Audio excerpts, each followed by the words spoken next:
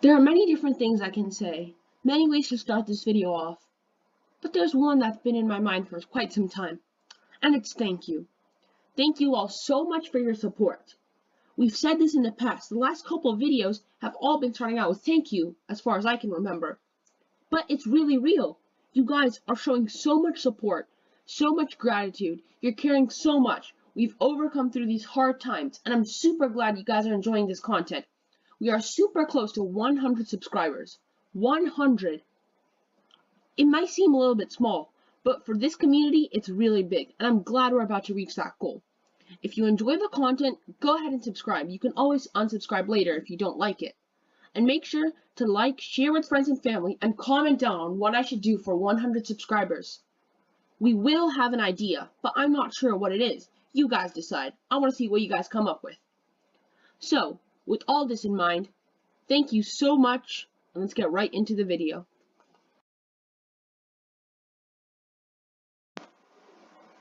This game, unfortunately, is very sad for Mr. Beast. Games 7 and 8 were just completely tragic. I don't know why. The multimillionaire, or even more. He owns tons of money, right? So he's probably got some other stuff on his mind rather than playing a chess game. That's completely fine. We can always learn from his mistakes and see how we can improve. But let's not blame him here. Mr. Beast, he's been a great person, you know, very nice guy, donates lots of money. He may have been just, I don't know, not thinking about chess or not focusing on this game, and that's why the game finished in 15 moves. Let's see what happened. D4, A5, Queen D2, King F8. Okay, Hikaru was black. He didn't play without a bishop, both his bishops. He didn't play without his knights. He didn't play without tons of his pawns. He didn't play without 4. So, what Mr. Beast is trying to do is he's trying to trade his pieces right away. He wants to trade as many pieces as possible. So if everything gets traded down, right? So we have 1, 2, 3, 4, 5, 6, 7. So now we'll do our 1, 2, 3, 4 pawns. 5, 6, 7. Right, and we need to make sure all the pieces, like, I won't keep the pawns in the exact ranks, but if they were, it would be these pawns. And then the queen. Right, so if everything was traded, we can count what's left. And, okay, let's say the kings too, but you can't trade the kings.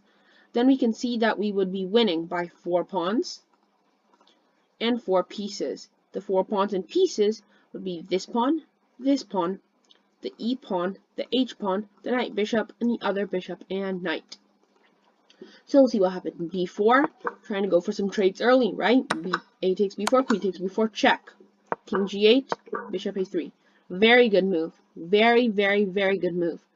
This forms a battery, right? And now White can try to play Queen F8, which then you might say, doesn't that lose the bishop? You're right. So let's say after, let's say Black plays here, then we can play Queen here, Bishop here, King here. We just lost a bishop and a queen for a queen. Yes, but you simplified the position even more. Now Black only has 2 rooks and 3 pawns, to your 7 pawns and 2 rooks and 3 pieces, right? So this is a good idea, and something similar happened. Bishop A3, Rook B8. Now don't play something like Knight C3, a developing move, because then you just blunder your queen, and that's not pleasant. So, here Mr. Beast played Queen F8, Queen takes F8, Bishop takes F8, King takes F8, Knight C3. Okay, now Knight C3 is fine, because it's a developing move. You can maybe go for some attack later. And now we have Rook H6, trying to bring everyone to the party.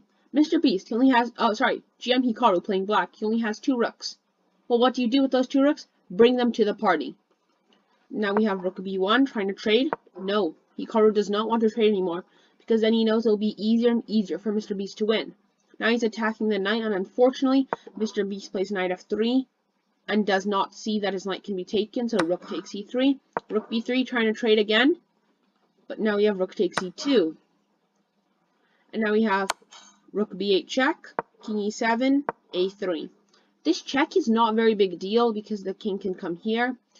But if the king was on G8, and if the rook was on H8 and they played check, and there was a pawn on H7, then after rook here, rook takes, it will be a back rank. I know that's hard to visualize, but we're going to have a study on endgames and techniques later on. Now we're going to have rook a2, trying to attack this a pawn. Rook a8, defending. Rook b6. Uh-oh. Uh-oh. This rook guards this. Now when this rook comes down, it'll check the king. And there's nothing able to block it. So that's a checkmate. So this is actually very, very, very, very bad.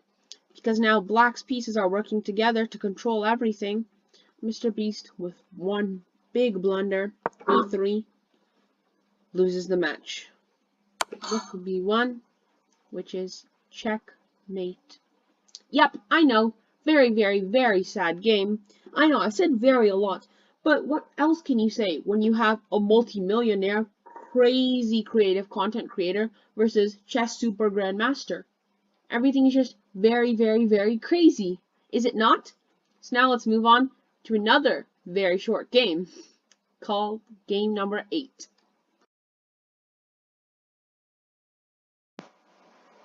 In game number 8 out of the 10 amazing games, we again see a very lopsided position. We have GM Hikaru playing without one of his rooks, without both his bishops, without both his knights, without his B pawn, C pawn, F pawn, and H pawn.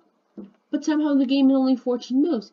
It seems like the more pieces Hikaru loses, the faster he wins. But I told you, right? Mr. Beast. So in game 7, so within games 8, 9, 10, he did not lose more than one. So that means if he lost this one, what about game 9 and 10? We'll have to wait and see about those. D4, A5, A4, not allowing any counterplay. Very fixed pawn structure, right? And then we have king F8, B3, D5, C4, king G8, trade, rook A3. These moves by Mr. Beast aren't the greatest, but they don't lose. And that's what matters. In a winning position like this, you can just move your pawns for now, but you sooner or later want to get your pieces developed, right? So you don't fall for any of those back rank mates. Foreshadowing.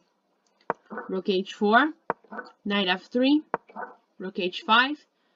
You might be wondering, why did he play Rook H4? To go after this D pawn. Rook takes D4, attacking the queen, right? So let me actually show you. So if they play attack, then we can play boom. And then let's say the queen moves somewhere, right? We have this very strong battery. But even worse, takes. Now black is fine. But what would be horrible is if something like b4 happened, right? And then takes, or sorry, not even takes, not takes this way. Takes this way. Checkmate. But what we have instead is c takes d5, queen takes d5, rook h4 attacking the pawn, knight f3. Solid. Defending the pawn and attacking the rook.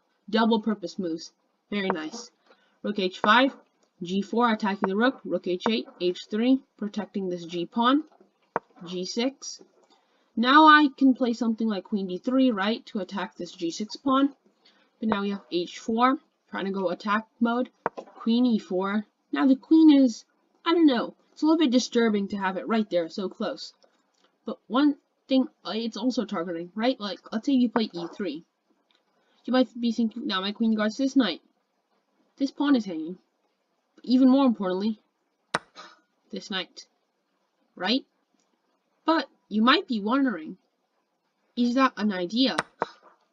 Well, queen e4, queen d3, trying to trade, queen takes g4, b4. This pawn is important since it can lead to some king later, but you can lead to some ideas with some back rank. A takes b4. Uh-oh, what was that? Just blundering a pawn. Rook b3, queen c8, and now there's lots of good moves you can play. Queen takes g6 and stuff. There's only one move that loses. One move that kills your dream of winning this game. One move that will end this game. One move which will make you lose. In a winning position. One move. And it couldn't have been written any better. Mr. Beast plays that one move. I know. Unbelievable. Knight d2. Knight fd2, since there's both two knights that can go to d2. Right? But Knight FD2. King takes E1. Wait, what? Yup, that's a checkmate. Is as crazy as it is. Back rank, once again. This back rank cannot be guarded. No piece can come to D1. King cannot escape since these pawns weren't pushed, the right pawns weren't pushed, and the right pieces were not developed. This is what happens, guys. So what can we take away from this? 1. Develop your pieces. Develop. Get your pieces in the center. Castle your king. Get it to safety. Trade pieces if you're winning. Those are all stuff you need to do, and Mr. Beast wasn't able to do. Very unfortunate. Okay? But games 9 and 10, Mr. Beast does not lose. I won't tell you what happens. You're going to have to stay tuned and find out. So make sure to stay tuned and find out. And it'll be great. And you can make sure you stay tuned by subscribing, liking, and sharing with friends and family. Remember to comment on what I should do for 100 subscribers. We are so close. And I can't believe we're almost doing it. So guys, thank you so much. I really appreciate all the support. And I'll see you in the next video.